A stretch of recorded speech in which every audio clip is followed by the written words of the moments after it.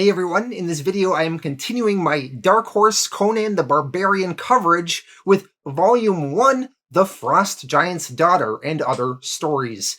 Now this is the second video in my Conan the Barbarian series, as the Dark Horse run begins with a Volume 0 called Born on the Battlefield, so be sure to watch that video first, as we will see Conan's origin story in that one, from when he was born on the battlefield to when he was a teenager.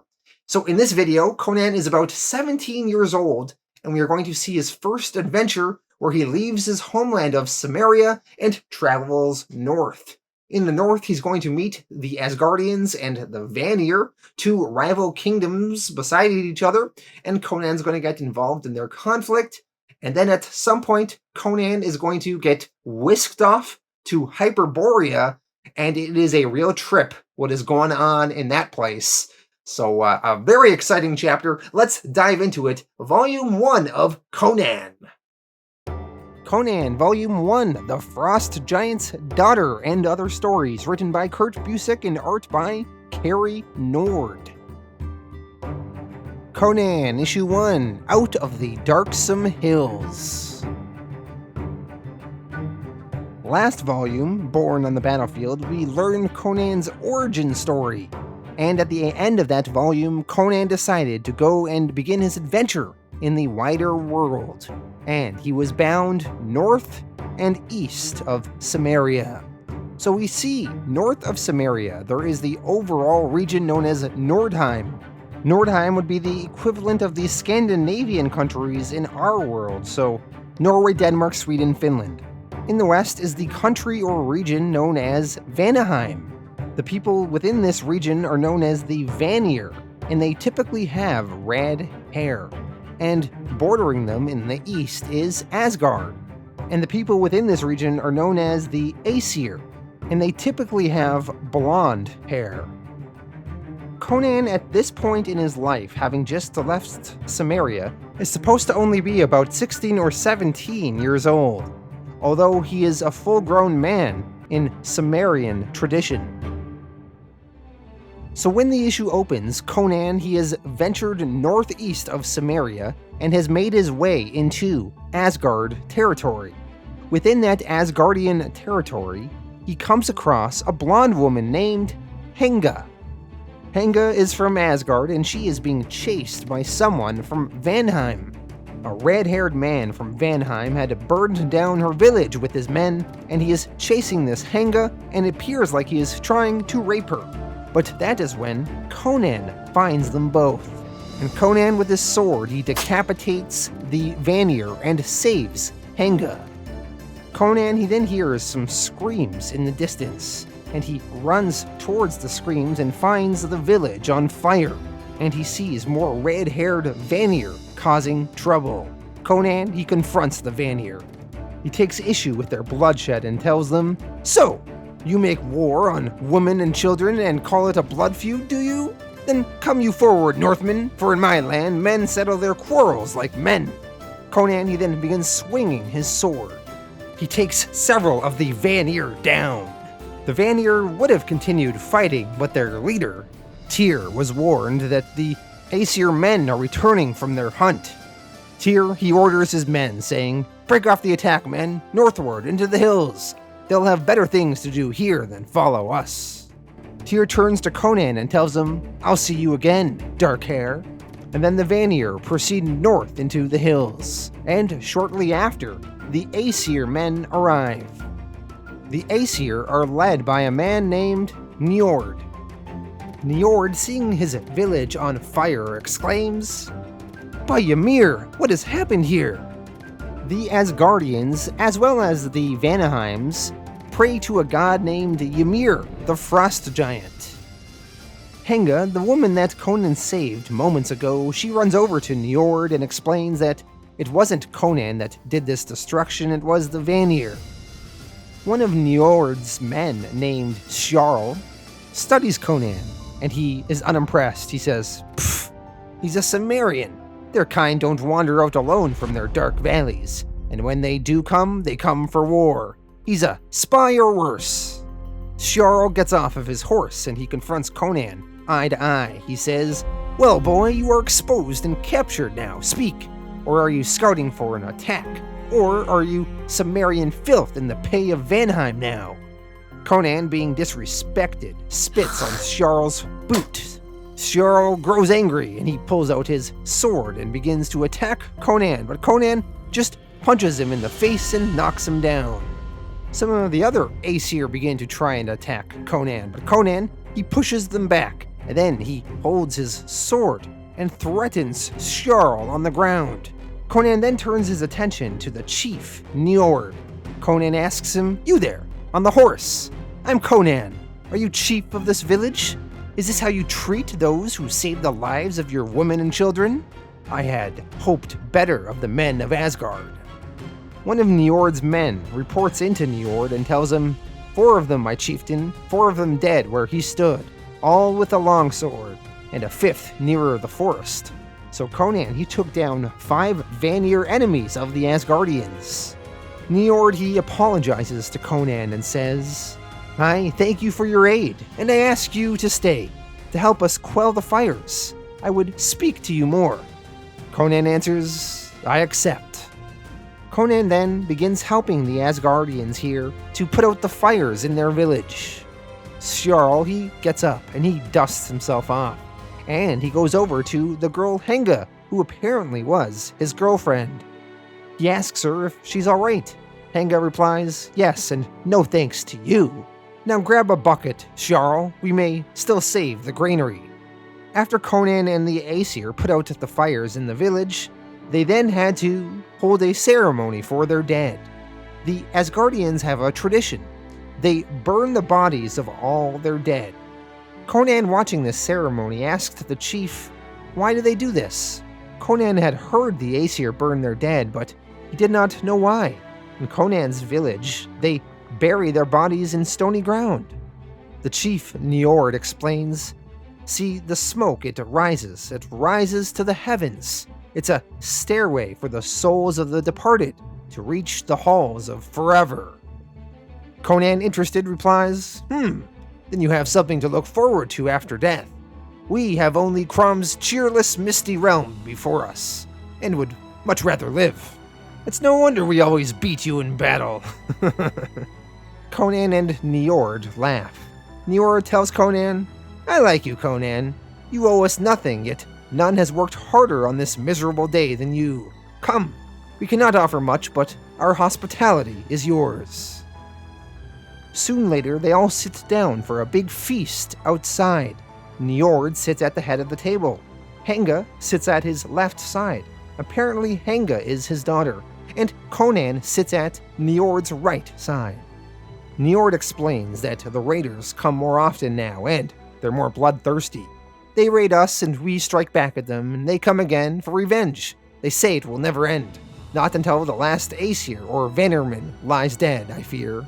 Njord, he then asks Conan, "You show the marks of a battle or two, Conan. So I must ask, not from suspicion, but from need.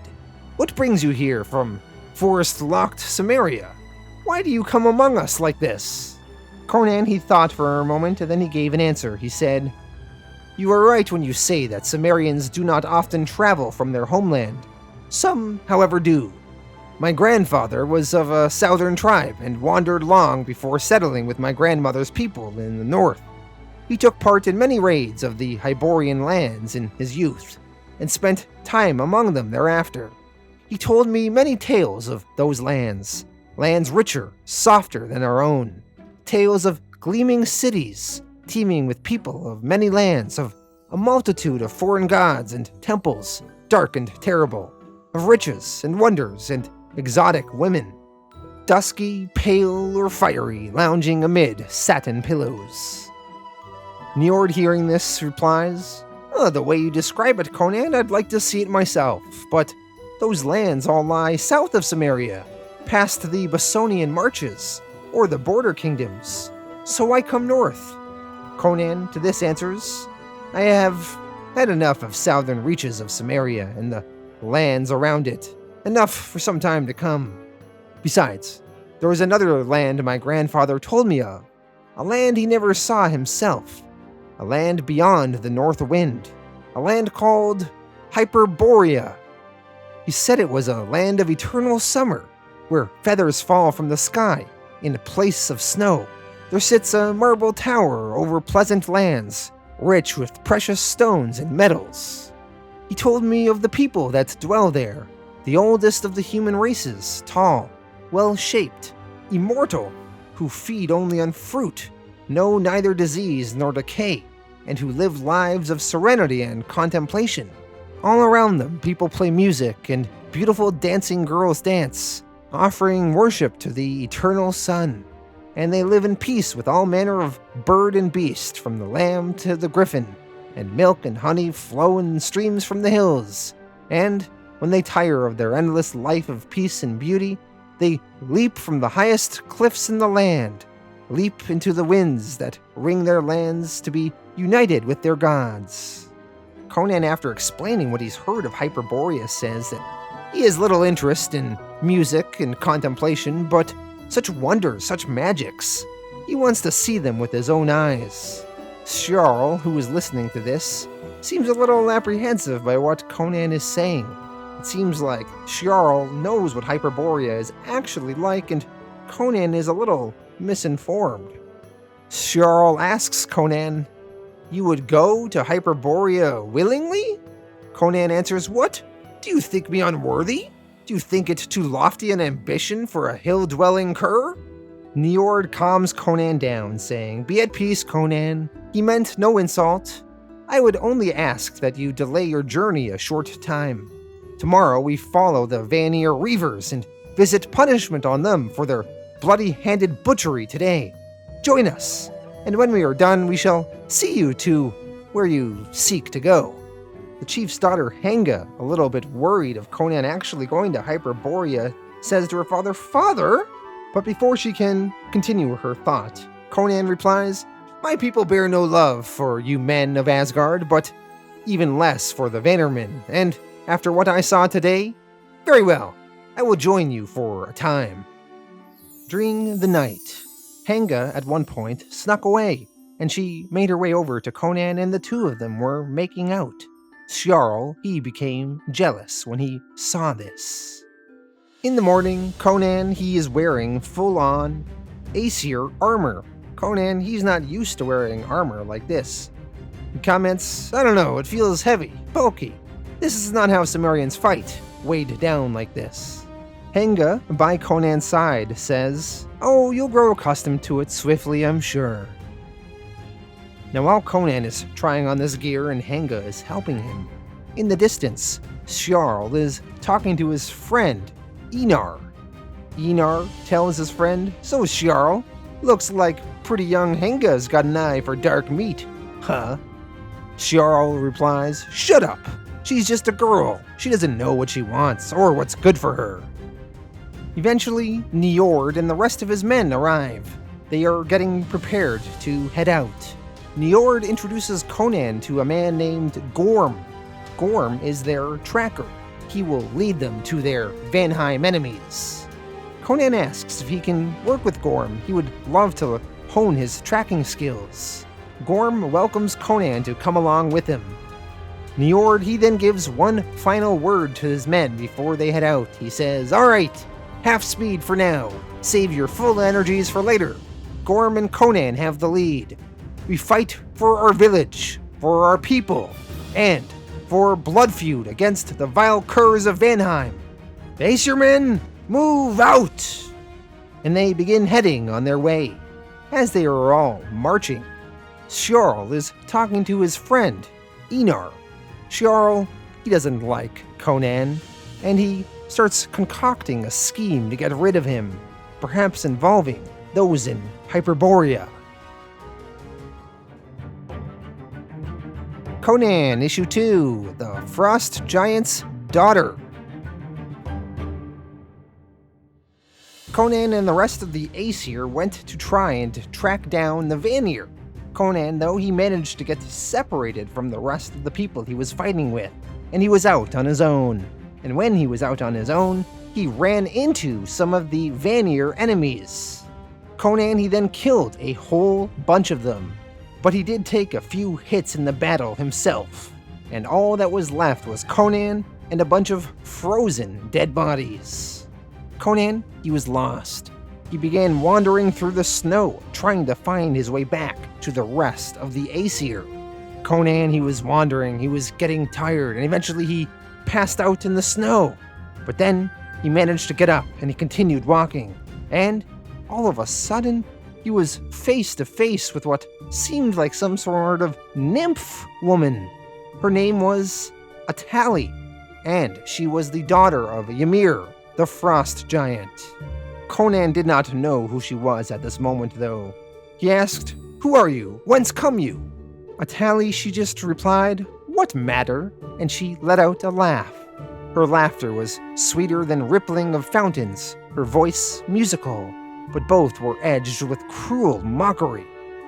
Conan studied the strange woman in front of him, and the sun, it shone down on her, and her red hair began to glow in an elfin gold.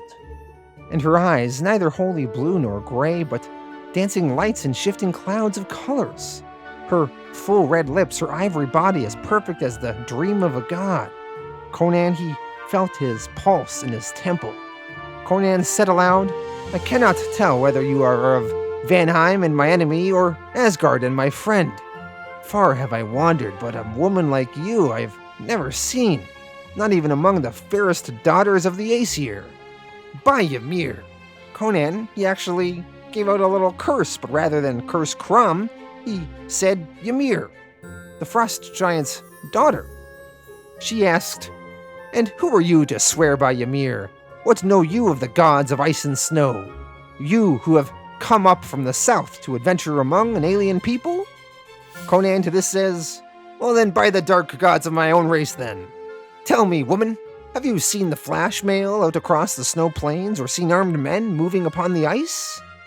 Njord, he should have caught up with us before the battle was joined. I fear he and his fighting men have been ambushed. I had thought there was no village within leagues of this spot, but you cannot have come a great distance, naked as you are. Lead me to your tribe if you are of Asgard." Atali, she just responded, "My village is further than you can walk, Conan of Samaria. But tell me, O man, am I not beautiful?" Conan, a little confused, answered, You are like dawn running naked on the snows." Atali replies, "Then why do you not rise? Follow me. Who is this strong warrior who falls down before me?" Atali, then growing frustrated, says, "Just lie down and die in the snow then, with the other fools, Conan of the black hair. You cannot follow where I would lead." Conan, now growing a little pissed off, replied, "Crom, woman, you!" Then he began to try and tackle this Atali woman, but Atali, she simply floated out of the way and taunted Conan, laughing, "Ha ha ha ha, clumsy lummox. Is that the best you can do?" She began floating away, and Conan followed after her. As Conan was following her, he warned, "You cannot escape me, woman, and if you lead me into a trap, I'll pile the heads of your kinsmen at your feet. Hide from me, and I'll tear the mountains apart to find you. I'll follow you to hell." As Conan continued following this woman further and further across the snow, she eventually led Conan right into a trap where her frost giant brothers were waiting for her. Two large snow giants pop out of the snow. Atali tells them, "Brothers, I have brought you a man to slay. Take his heart, that we may lay it smoking on our father's board." Conan, he fought the giants. He crawled out from under them and jumped up behind them and managed to stick his sword in their backs. Soon, both of the giants were dead. Atali was distraught. She said, You can't have, you can't." Conan told her, You want hearts, witch? Call the rest of your brothers, and I'll give their hearts to the wolves." Atali to this said no, and she laughed no more. She no longer mocked him. She just ran. She ran for her life. Conan, he chased after her, and he eventually caught up to her. He grabbed at the cloth clothing around her and yanked it off of her. Atali was still moving back. Conan, he grabbed her some more and pulled her in close to him. And then Atali, she screamed out, No, Ymir! Oh, my father, save me!" And by saying that, a giant white light shot up in the sky, and a tally was taken from it and disappeared. And Conan, he then passed out into the snow. Conan, he was passed out in the snow for a while, and eventually he was discovered by his Asgardian allies, Njord and his men. Njord, seeing Conan, wakes him up and asks, "Conan, by Ymir, you live." Conan replied, "Njord? Crom, am I alive or are we all dead and in Valhalla?" Njord answered, "We live. We had to fight our way through an ambush. The corpses were scarce cold when we came upon the field. We did not find you among the dead, so we followed your tracks. In Ymir's name, Conan, why did you wander off into the wastes of the north? Had a blizzard come up, we wouldn't have found you." Conan answered, I saw a woman." Conan, he explains his whole ordeal, and then he asks, "Did you not find her tracks or the giants I slew?" Njord replied, "We found only your tracks in the snow, Conan." Conan, hearing this, asks, "Then maybe I am mad. You yourself were no more real to me than was the golden-locked witch who fled naked across the snows before me. Yet, from under my very hands she vanished in icy flame." Sjarl, listening to this, comments that Conan is delirious. But Gorm, the tracker, he replies, "No, not so. It was Atali, the daughter of Ymir, the frost giant. To fields of the dead she comes and shows herself to the dying. When a boy, I saw her myself when I lay half slain. I saw her walk among the dead, her body gleaming like ivory, her hair unbearably bright in the moonlight. I lay and howled like a dying dog because I could not crawl after her. She lures men into the wastelands to be slain by her brothers, the ice giants. Their hearts served hot at the Ymir's table. The Cimmerian has seen Atali, the frost giant's daughter." Some of the other Asgardians inspect Conan's helmet that he was wearing, and they see that it has a massive dent in it. Conan, he must have taken a big hit and was close to death, and he became delirious, and that is how he saw the frost giant's daughter.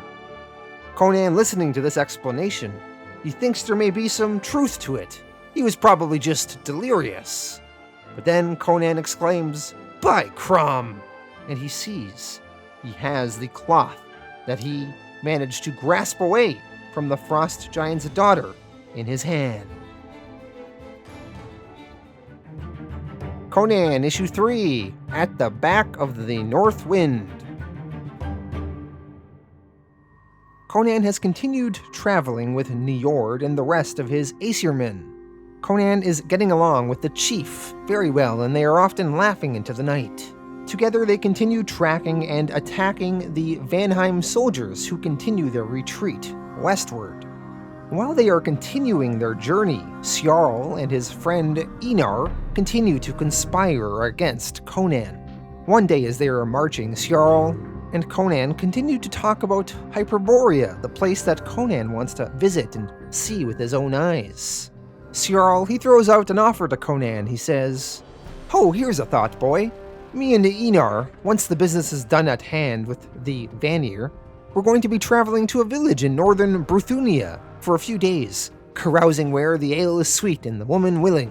What say you join us?" Conan, he rejected the offer, initially saying, "I think not. I've chosen Hyperborea as my goal."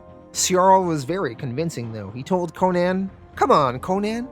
Ale and strumpets. The milk and honey of Hyperborea will surely wait. It'll still be there in a week or two. But let me make up for misjudging you. Come on, man. What do you say?" Conan, he eventually comes around and replies, "Crom's teeth, why not? I fought hard. I could use a rest before moving on. And I've not seen Bruthunia either, though it never sounded like much to me." So if we look at the map here, right now they are in Asgard, and once they are done their business attacking Vanheim, the plan is for Conan, Einar, and Sjarl to travel to Bruthunia and hang out there for a while, and then eventually Conan will go north to Hyperborea. Although, in actuality, Sjarl has some sort of ulterior motives and a different plan in mind for Conan. Over the next few days, Conan continues traveling with everyone. One night, as Sjarl is sleeping, His friend Einar goes up and talks to him and asks, "Why are you bothering befriending Conan? The plan is we're going to kill Tyr's men, and then Conan is going to leave on his fool's quest to Hyperborea, and all will be well." Sjarl explains, Conan, he's not going to leave. Njord will talk him into staying, and he'll warn that dirt dweller of what Hyperborea is truly like. No, I want to help our friend Conan reach what he's after. I want to see him go to Hyperborea and experience its many wonders. I have a friend in the border kingdoms who sells grain to those fiends. He'll help us sell them something else. Something they'll be glad to have and we'll be glad to be rid of. If you read between the lines, we can kind of figure out that Sjarl is planning on selling Conan as a slave to the Hyperboreans. Later on, in the morning, finally, the Aesirmen have caught up with the people from Vanheim, and a battle breaks out. Njord and his men are winning the battle, but eventually, in the middle of the battle, the leader on the other side, Tyr, he goes up and talks to Njord, and he asks for a temporary truce. He says, "Hold, truce, Njord, a moment's truce, I pray to you." Njord assumes this is trickery, but Tyr continues. He says, "No trickery. I am Tyr, commander of these warriors. I offer you my head, my life, in return for the lives of my men. Kill me and call blood feud sated, but let them return to their homes." Conan, present for this conversation, could tell something seemed off, but he wasn't sure what. Njord, he eventually tells Tyr, "We could have your life anyway, and your reavers still. We are not Vanir." Very well. You shall be executed, your men will be stripped of their weapons and ransomed, but not harmed if they do not resist. Tyr bows down before Njord and replies, "They will not, I so order it. You have my surrender, Aesir, and my thanks. Ymir will look kindly on you for this." Well, after a few more moments, it seemed like all was well and the battle was over. Sjarl and Einar, they took Conan aside and they decided that now would be a good time to leave as the fighting was done. Sjarl told Njord, "Ho, my chief! You do not need Einar or myself to herd this rabble. We will travel with Conan a bit and catch up to you, if you do not require our presence, of course." Njord told them they were free to go, but before parting with Conan, Njord tried to convince Conan to stay. He told the Cimmerian, "You are a good man and would be a welcome addition to my group." Conan thanked Njord for the offer, but explained he still had many wonders he wanted to seek out and see. Well, since this was going to be Njord's last opportunity to talk to Conan, he finally took the time to start to try and explain why Conan should steer clear of Hyperborea. Njord told Conan, "Let me guide you away from Hyperborea, the tales you've heard there." And just as Njord was mid-sentence, an arrow came raining down from the sky and hit one of Njord's men. All of a sudden, they get ambushed by these giant men. These giant abominations of men. These were people from Hyperborea. Njord, now defensive, shouts out an order saying, "To arms, men! To arms! Defend yourselves!" Einar whispers to Sjarl, "But you arranged to meet them south of here with Conan. Why are they here now?" Sjarl replies, "That's what happens when you deal with snakes. The fat-bellied grain merchants must have betrayed us. And it seems he offered to sell a richer prize, the lying dog. Come!" So, thanks to Sjarl trying to sell Conan into captivity, the Hyperboreans have came here and ambushed them to get even more slaves for themselves. Sjarl and Einar retreat to safety while the others try to battle the Hyperboreans off. Einar, not happy, tells Sjarl, "Sjarl, these are our people. To sell them Conan, that's one thing, but..." Sjarl replies, I know, but do you want to be a slave or worse? Look below, Einar. There are too many of them. You can go and fight if you choose, but 2 more swords against that? What difference would it make? So down below, the Hyperborean abominations are battling the Aesir. Some of the Vanir soldiers that were captive, they want to help with the fighting. Tyr, the commander of the Vanir, he asks, "Cimmerian, free us, and we'll help fight." Conan, he did so. So together, Conan, the Vanir, and the Aesir, they are battling these Hyperborean monsters. Conan and the others manage to successfully kill a few, but they are too outnumbered. Tyr, he yells out, "They have us surrounded and they're closing in. We've got to change tactics or we're lost."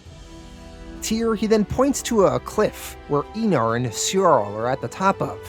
Tyr explains to Conan, "Look, a small force striking from outside could break their line, even only slightly, and give us all a chance at escape." Tyr offers to guard the Aesir chief, while Conan climbs up there and tries to turn the tide of battle. Conan, he rushes over and starts climbing the ridge. He is climbing up to where Sjarl and Einar are. Sjarl, he whispers to his friend, "That fool, he'll get us captured too." Conan, he then reaches his hand out, and he asked Sjarl, "Your hand, man, give me your hand. We must strike, and quickly. If we take them from behind, we can..." Sjarl, though, ever the rat bastard, he replies, "No, Conan, I don't think so." And he kicks Conan down the cliff. Afterwards, Sjarl tells Einar that they should retreat and go. Conan, he lands at the bottom, and he grows in rage, very pissed at Sjarl for betraying him. Conan, he continues trying to battle the Hyperboreans off, but it is no use. The Hyperboreans manage to overpower him and knock Conan out. Once Conan and all the Aesir and Vanir were knocked unconscious, the Hyperboreans, they discarded the dead, and they dragged the living to sledges. The Hyperboreans would bring them all back to their home country as slaves. Conan Issue 4, The Gates of Paradise. We are finally going to get to see Hyperborea and how messed up it is. Conan's memory for the next days or weeks or months, he doesn't even know, were foggy. He remembers entering the gates of Hyperborea, and then he remembers fighting in some sort of gladiator pit, and a crowd was watching him, and they would cheer when he would kill and applaud. Conan did not like the applause. It defiled him, mocked his triumph, his strength. And as he would feel the anger in him rising, all of a sudden he would be engulfed by darkness again, and his mind would grow foggy some more. Conan, he had lost perception of time. He had no idea how long he had been here. Days? Weeks? Years? One day in the pits, some of the Hyperborean slaves were placing some armor on Conan. One of them comments, "Oh yeah, he's officer caliber for sure. To think he was initially marked for the Gurnaki." Conan, his mind cleared momentarily, and he managed to fight some of these other people off. But then, some sort of wizard came and shone some sort of crystal in Conan's face, and then he just slipped into darkness once again. One day while Conan was sleeping, a beautiful woman named Iasmani of Turin woke Conan up. We can see on a map here, Turin lies to the southeast of Hyperborea. Iasmani told Conan to be silent, and then she whispered to him. She said, "Look around you, it's not safe. The others may lie in drugged slumber, but the guards. Quickly, come with me, quietly." Conan, he followed her, and then when they were somewhere that they could speak, she explained some more. She said, "I am Iasmani of Turin. I am chief house slave to Lord Aishtiani. You and the others have been drugged with the yellow lotus. These leaves here will clear your mind. Hide them well." Conan, he was drugged for the last several weeks or months. He does not know. He asks Iasmani, "Where are we? Is this Turin?" Iasmani replied, "No, you fool. Do you know nothing? This is Hyperborea." Conan, confused, asks, "Hyperborea? I remember. Njord said those creatures were Hyperborean, but Hyperborea is a land of wonders, immortality, music, eternal summer. How?" Iasmani says that those things, they do exist here, Cimmerian, just not for us. Conan then hears some noises outside. It sounds like a clattering of steel. Iasmani, concerns, says, "Oh, at this hour? It will be the army returning, bringing even more slaves." Conan, he asks, "I don't understand. Hyperborea is isolated, protected by its winds. Why do they need such an army? Why do they need so many slaves?" Iasmani tells Conan it is better he not know. She asks his name. He gives it, Conan. Yasmani then tells Conan her story, saying that she was taken years ago from a Turian caravan, and she vows to return home to her people. She saved Conan because he is the only slave to have overcome the Lotus. She's been watching him for weeks, and she's seen him personally break free from the influence of the Lotus at least 3 times. She needs Conan's strength. She asks, "Will you aid me?" Conan answers, "Yes." Yasmani then gives Conan further instructions. She says, "Then back to your barracks. Take the leaves. Chew 3 a day. Recover your strength of mind, but show no sign of it. I will return." Over the next 3 days, Conan discreetly ate the leaves, and his mind was returning to him, and he was able to successfully pretend that he was still under the influence of the yellow lotus flower. Conan, he saw some of his old Vanir and Aesir comrades among him, as well as many other people. The slaves were little more than brutes, docile and obedient. They were trained, tested, exhibited for their master's amusement, and chosen for their part in the Hyperborean armies. Some were rejected if they were too old or unfit. Conan did not know what became of them. Others, usually the strong but slow-minded to learn, were selected for the Gurnaki. Those chosen for the Gurnaki underwent some sort of horrific transformation and were transformed into hulking beasts, the same beasts that subdued Njord's raiders and himself back in Asgard. Conan still living as a slave, he slowly tried to learn how Hyperborea worked. And one day, something somewhat surprising happened. A guard yelled out, "We are called for a day of farewell. In ranks, troops, immediately." Conan and the slaves and others assembled at the edge of the city, with the houses of the other lords to watch. They were assembled by a curious, unfinished bridge that went out into the sky. Conan watched then as a female Hyperborean lord named Cary arrived at this bridge. This was the first real Hyperborean that Conan saw up close. She was not purple-skinned as the tales said, but fully as tall as his grandfather described, and with an air of ancient calm. Lady Clearchy, her face was a mask of serenity and calm as she stood at the head of her house. She marched forward with her slaves and her army trailing behind her in perfect unison, in perfect ranks. Conan watched her and wondered what she was doing here. Clearchy, she continued to march. She took a breath as she strode forward, up to the curve of the unfinished bridge. And then she leapt. She leapt to her death, and her slaves marched after her to their deaths as well. They were committing suicide. Conan was confused by this. And then he remembered some of his grandfather's old tales. His grandfather said, quote, "And when they tire of endless peace and beauty, they leap from the highest cliffs in the land, leap into the winds to be united with their gods," which sounded very poetic rather than saying leaping pointlessly to their deaths. The slave Yasmani of Turin was there as well. She was with her master, Ashtiani. Ashtiani, witnessing this, said, "And so ends this day of farewell. We wish our sister Clearchy bliss and rest within the eternal soul of the highest ones. Bliss and rest. We know she will shine down upon us until the day we join her. Ah, for such release, I envy you, Clearchy. Soon, sigh. But not today. Not today." Come, Yasmani, back to the tedium of existence. Later that night, Conan managed to sneak away from his barracks, and he joined Yasmani in her master's house.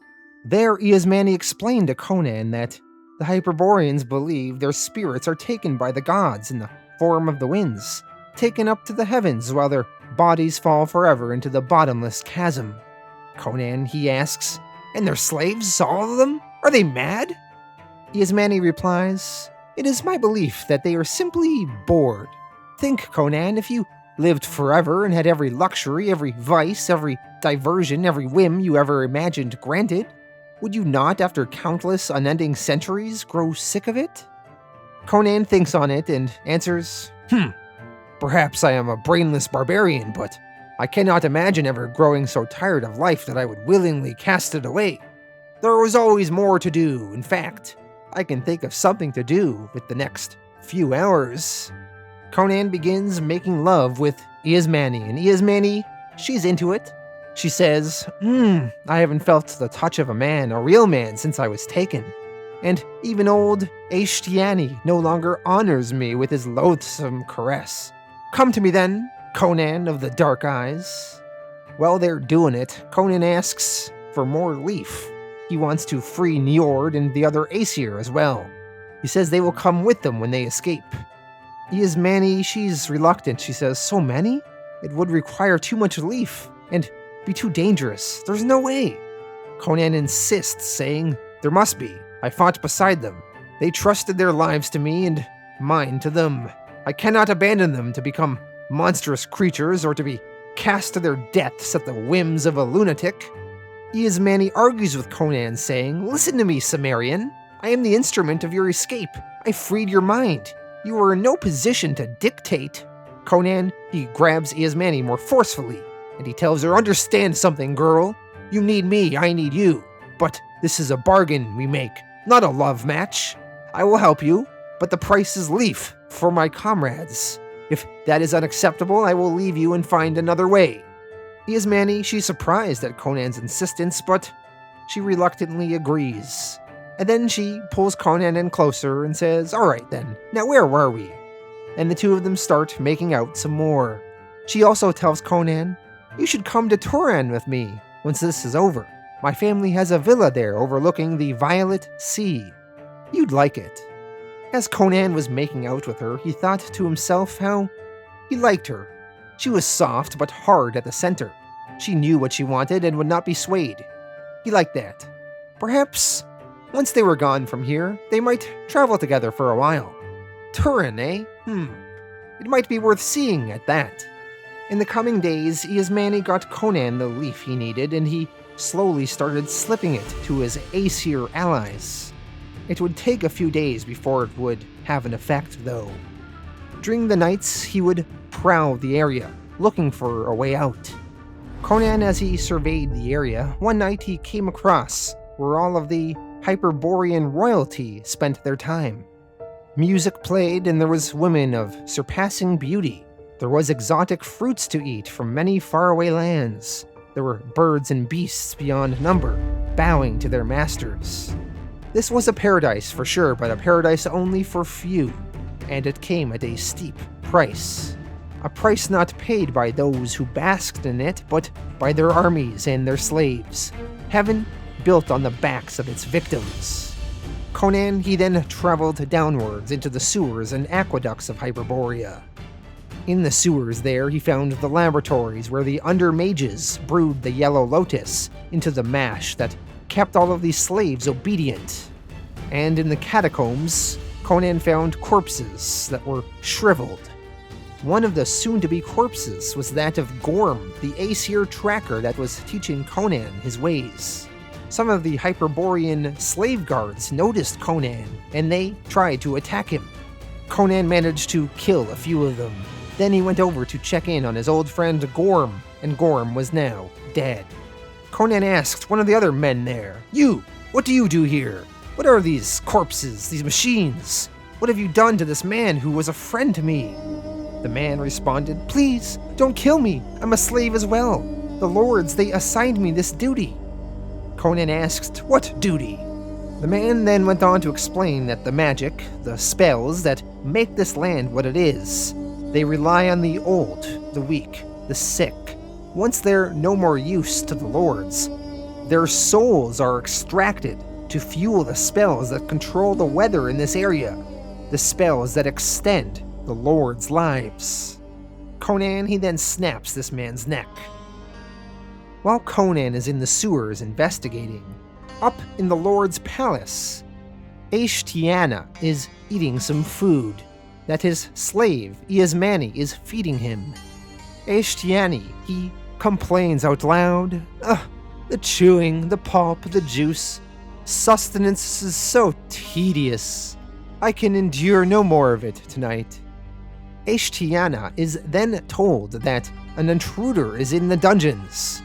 Ashtiana, in order to deal with this, uses some magic in him, and he opens some gates in the dungeons that releases some lions to attack and dispose of the intruder. He comments, "We may lose a slave or two as well on the lower levels, but I cannot seem to care over much." He is Manny, knowing that it is most likely Conan in the dungeons, is trying to talk her lord out of this, but he is just shutting her down. And he eventually tells her that he is making arrangements, he tires of life, and their day of farewell is upon us. Manny is horrified when she hears this, because her lord means to commit suicide by jumping off the bridge soon, and her, as his slave, will be forced to do so as well. Conan Issue 5, Ashes of a Great Fire. The lions have been released in the dungeon, and they are barreling towards Conan. Conan had never seen lions before, but he was almost certain that that's what these creatures were called. He had heard tales of them, of the great cats, swift and strong with wild manes of hair around their heads, who gave a fearsome roar when attacking. It was these tales that saved Conan. He knew he could not match their speed, so he did the unexpected. We see Conan dodging around, but he eventually realizes he will not be able to last long. So he makes for a window and dives out of it. He did not escape unscathed, though. His skin was torn, and his blade was lost.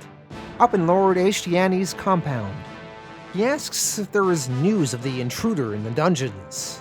He is told no, with the lions loose we dare not send men into those levels to seek information. Ashtiani understands. He then gets up and walks around his compound, and he looks at an old skull of his ancestor. He asks, how did it come to this meaningless activity, this foolishness? And as he holds the skull in his hands, it triggers a flashback, and we will now get the origin story of Hyperborea and how it came to be. For reasons now lost to time, wanderers of old came into the land of Hyperborea and ousted them, claiming their name. They settled into old Hyperborean villages and built walls around those villages, which became walled towns, which became walled fortress cities.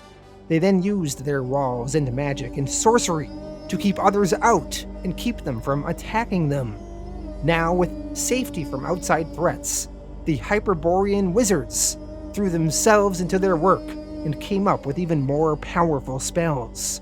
They learned how to take their enemies, or slaves, and perform a magical procedure that would separate their enemies and slaves from their life force, and they would use that life force for Hyperborean causes.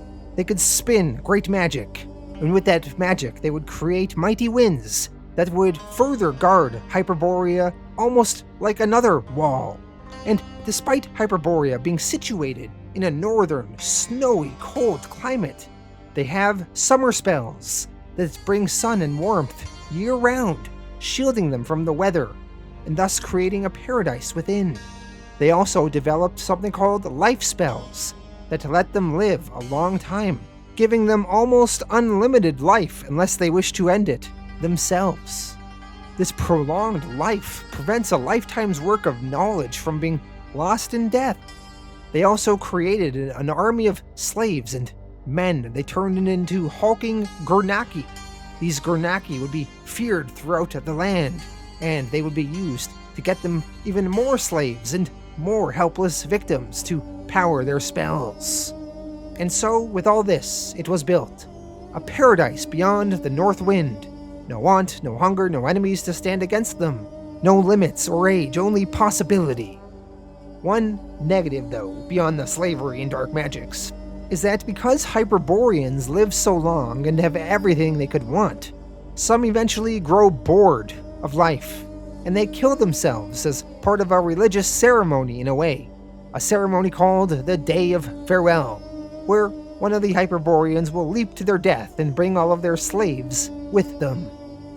So that is the origin story of Hyperborea. I also think it's kind of funny that Hyperborea is supposed to be the equivalent of Russia in our world. Conan, having escaped the lions in the dungeon, traveled to go meet Iasmani in her home.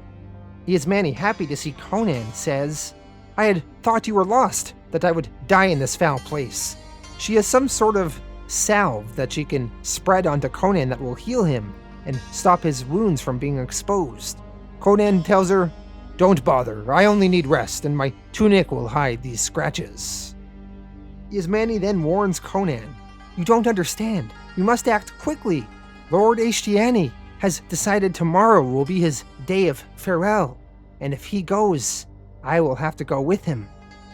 Conan, listening, says that he needs more leaf. He needs to free his Aesir allies from the spells, and they're not awakening fast enough. Iasmani tells Conan, "No, it is not a swift process, but more leaf. It's not safe. Perhaps it would be wisest to leave them." Conan tells her, "No! I told you, girl, there is a bond, a battle bond between us. I will not abandon them. Do you hear me?" Iasmani understands. She will get Conan some more leaf.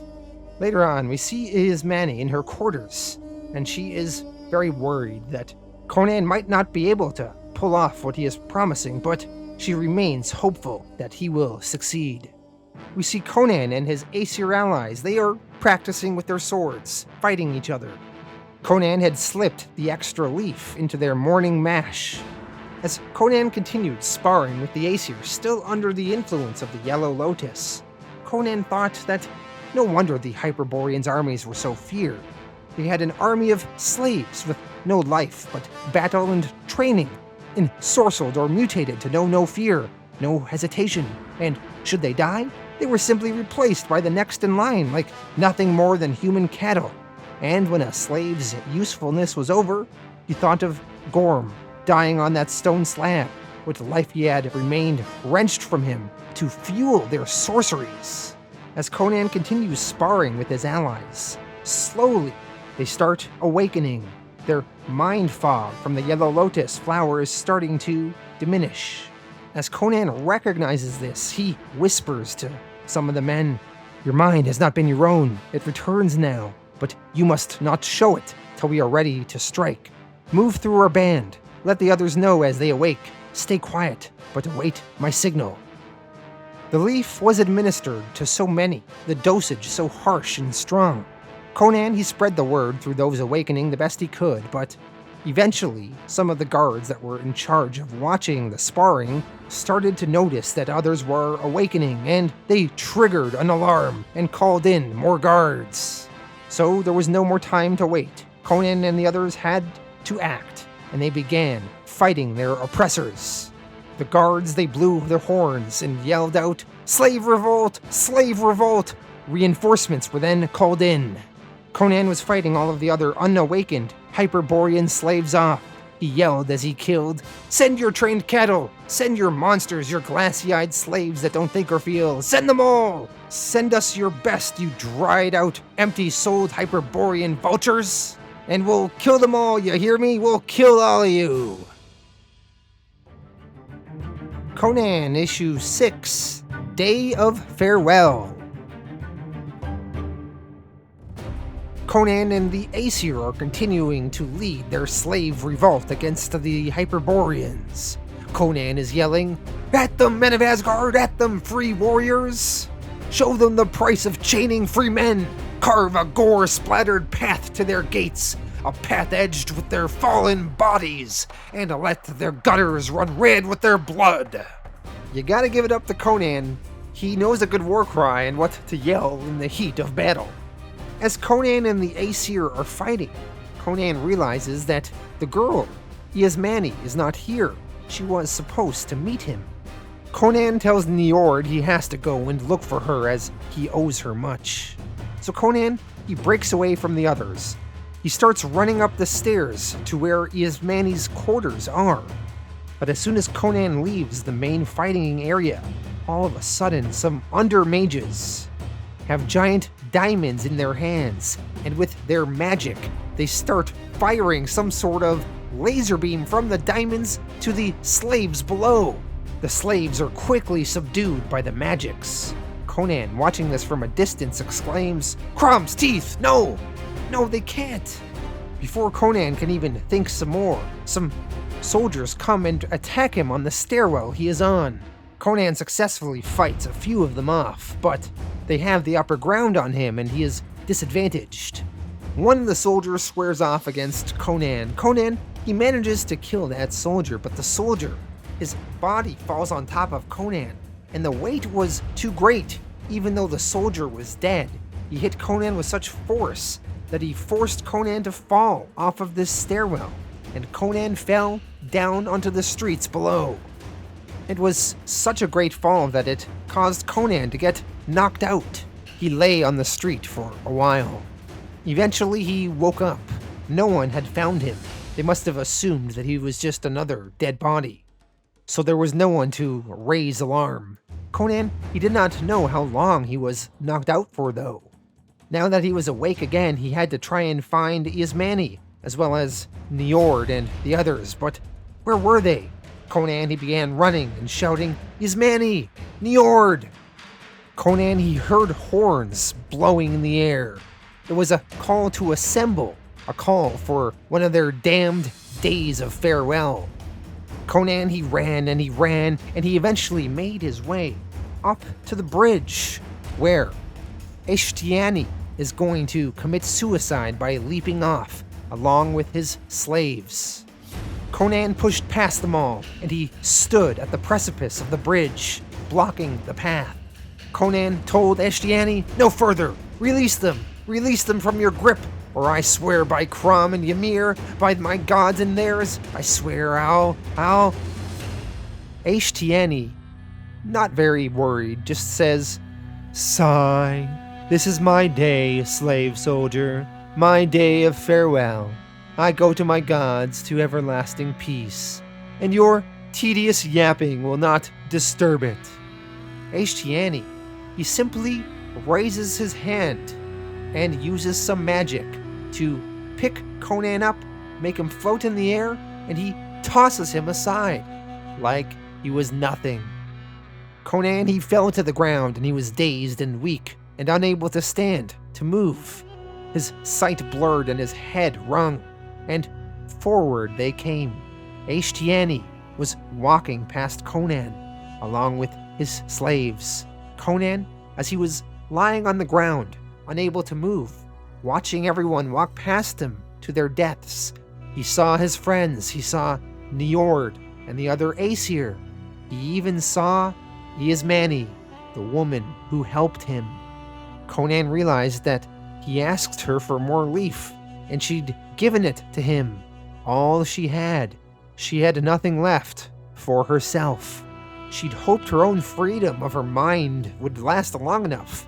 She trusted in Conan to save her if it did not. But Conan was too late. He was not able to help her.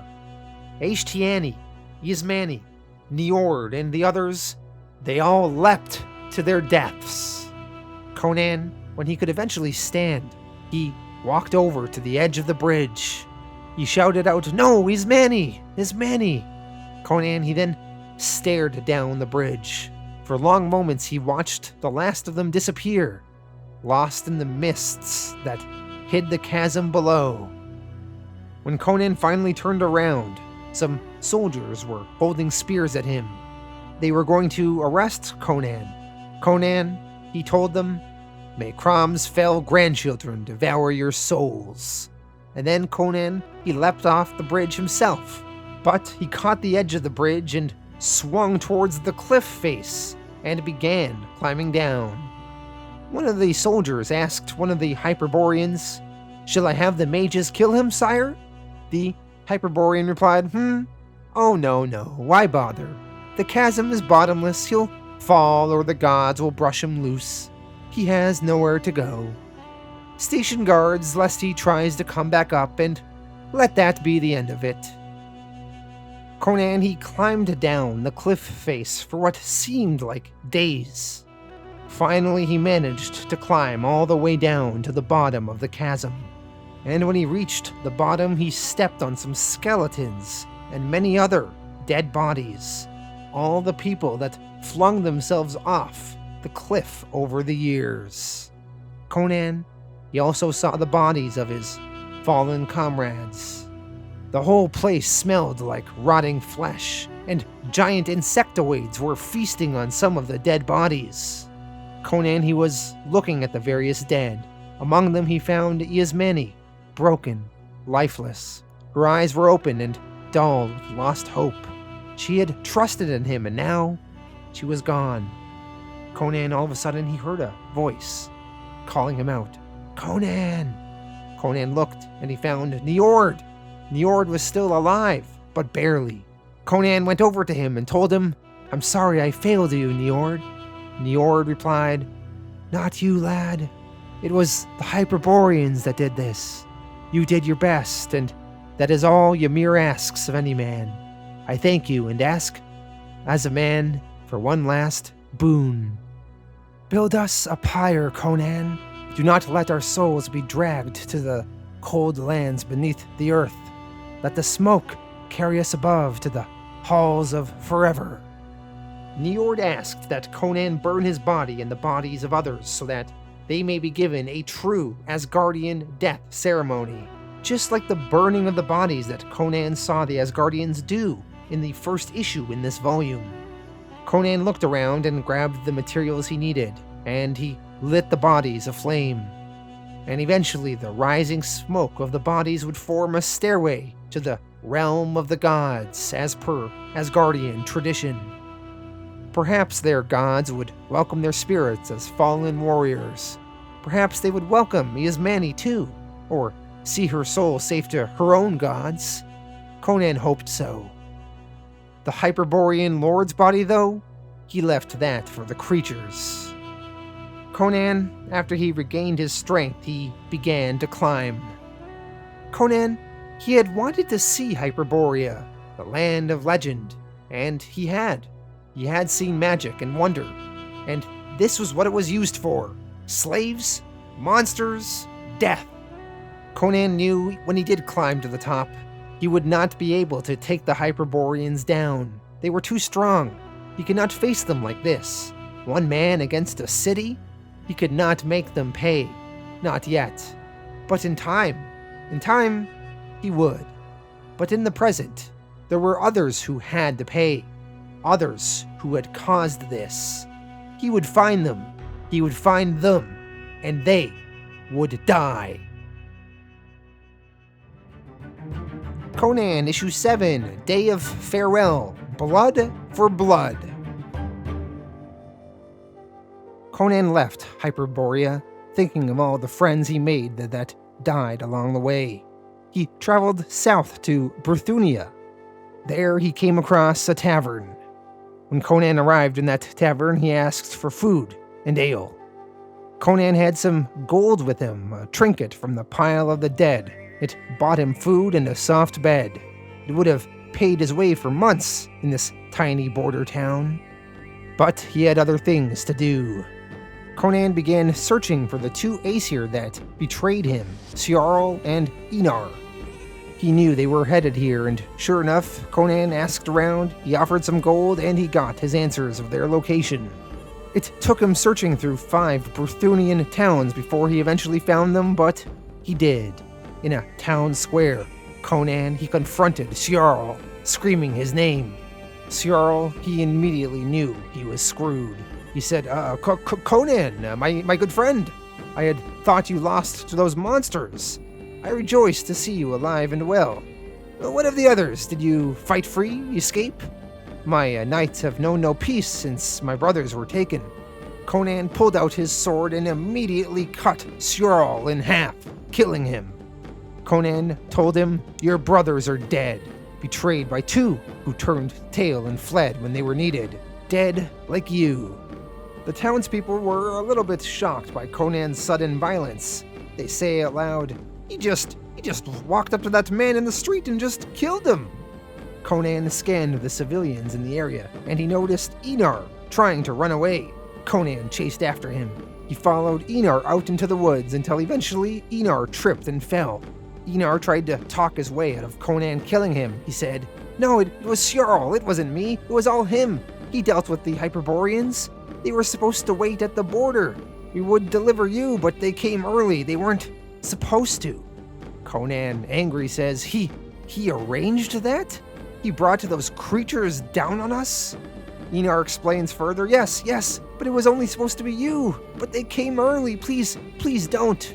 Conan, he stuck his sword down Einar's mouth, leaving it there, also killing him as well. Conan, successfully having gotten his revenge, was prepared to walk away. But then all of a sudden a man approached him, saying, Hey, I'm the magistrate here. There are laws in Brithunia, you bloody-handed animal. Call the guard, someone. These men were guests at my inn. They were... Conan, he's not going to take any shit from this man. He tells him, These men were cowards and traitors who sold their own people into slavery and death. They deserved their deaths, and any who stand with them deserve death as well. Now, I speak little Brythunian. What did you say? The man, now scared shitless of Conan, he changes his tune and says, Oh, I was only saying that, these pigs were not Brythunian, and Brythunian law is only for Brythunians only. Let me, stand you a drink. Welcome a justice-minded traveler to our village. Conan, he went back to the Brythunian village. He went to a tavern and he drank. It was done. The traitors had been punished, and Ismani, Njord, and the others were no less dead, no less failed by him. And Hyperborea, those dried-out, dead-faced, dead-eyed. The skin of his arms shuddered at the thought of them. When Conan slept over the next few days, he dreamt of death. The tales had painted a picture of magic and wonder, but magic, Hyperborea showed the truth of magic. Old Gorm, withered beneath their spells, a lifeless husk. Living men made mindless, leaping to their deaths. And all to serve them, the wizards of Hyperborea, half dead already, who threw their own lives away as well. Conan, he heard the chittering of the spider creatures once more in the chasm, and he awoke, unrested. He had a sour taste in his mouth, and the copper smell of sweat in his nostrils. He had traveled far indeed, too far. Should he return then to the Darksome hills that birthed him in Samaria? No, not yet. It was as he'd told Njord. He'd seen much, good and bad, but he'd see more. See what else the world held. Conan, he used the last of his gold to buy some wineskins and other supplies, and then he left Brythunia to seek more adventure. A woman in the village asked Conan, Where do your travels take you now? Conan, he pointed behind him and said, What lies that way, west, beyond those hills? The woman answered, Nemedia. Conan, he replied, Then I'm bound for Nemedia. Conan, he then traveled on.